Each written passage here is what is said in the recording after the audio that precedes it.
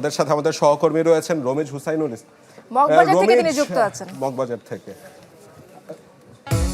এটা মগবাজার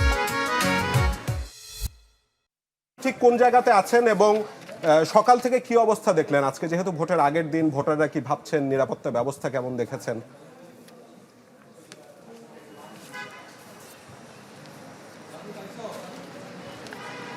নাইম, আমি এখন আমি আসলে মগবাজার উদ্দেশ্যে মিরপুর থেকে রওনা হয়েছি। এখন আছি রাজধানীর আগারগাঁওতে। এখানে আসলে যারা আসলে রাজধানীবাসী একদমই অনেকটাই খালি হয়ে গেছে। রাজধানীবাসী যারা রয়েছেন তারা নিজ নিজ গন্তব্যে চলে গেছেন তাদের ভোট দেওয়ার জন্য। অনেকটাই ফাঁকা কিন্তু রাজধানী। আমি যদি আপনাকে একটু দেখাই, এই আগারগাঁও যে মোড়টি একদমই আসলে একটা কর্মব্যস্ত দিনে কিন্তু এই ধরনের আসলে পরিবেশটা। সব মশার বিরুদ্ধে সুরক্ষা দিতে এলো বসুন্ধরা এক্সট্রিম অ্যারোসল। মশার বিরুদ্ধে এক্সট্রিম সুরক্ষা। একদমই অস্বাভাবিক। যদি একটা রাজধানীতে যেই ভোটের আমেজ আসলে ঈদকে যে ছাপিয়ে গেছে তার কিন্তু বিষয়টি এখানে স্পষ্টভাবে বোঝা যাচ্ছে। এমনি সাধারণ ভোটার যারা আছেন, যারা ঢাকার ভোটার, তাদের সাথে কথা বলেছিলাম।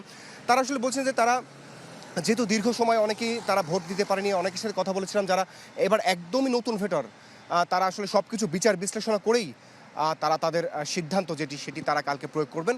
এবং 5 আগস্ট পরবর্তী সময় আসলে তারা যেভাবে বলছেন এই দ্বিতীয় স্বাধীনতাকে কেন্দ্র করে আসলে যারা নতুন বাংলাদেশ গড়ার স্বপ্ন দেখেছিলেন, ঠিক তারা কেমন বাংলাদেশ চান, তারা এই দীর্ঘ সময়টা, বিশেষ করে 5 আগস্ট পরবর্তী সময় তারা যে সমস্ত রাজনৈতিক দলগুলো, ক্রিয়াশীল রাজনৈতিক দল বাংলাদেশে যারা রাজনীতি করছেন, তারা তাদের সব কিছু দেখেছেন। আসলে তারা তাদের কর্মকাণ্ড, তারা তাদের ইশতেহার, তারা কী ধরনের বাংলাদেশ চাচ্ছে, সব কিছু তারা দেখে আসলে তারা তাদের সিদ্ধান্ত জানাবেন যে তারা কেমন বাংলাদেশ চান, এবং সেই বিষয়টি তারা তাদের ব্যালটের মাধ্যমেই তারা সেটি প্রকাশ করবেন। আর এমনি আইন শৃঙ্খলার পরিস্থিতি কিন্তু বেশ স্বাভাবিকই রয়েছে। এখন পর্যন্ত কোনো ধরনের অপ্রীতিকর ঘটনা, আমি রাজধানী মিরপুর সহ বেশ কিছু অঞ্চল ঘুরেছি, সেখানে কোনো ধরনের অপ্রীতিকর কোনো পরিস্থিতি আমার চোখে এখন পর্যন্ত পড়েনি এবং এই ধরনের কোনো তথ্য আমার কাছে আসেনি। আইন শৃঙ্খলা বাহিনীর সদস্যরা, বিশেষ করে সেনাবাহিনী, র্যাব, বিজিপি এবং পুলিশের সদস্যরা কিন্তু বেশ কিছুক্ষণ পরপরই তারা টহল দিচ্ছেন এবং বিভিন্ন যে সমস্ত গুরুত্বপূর্ণ পয়েন্টগুলো রয়েছে, যে গুরুত্বপূর্ণ স্থাপনা বা গুরুত্বপূর্ণ যে মোড়গুলো রয়েছে, সেখানে তাদের অবস্থান আমরা দেখেছি।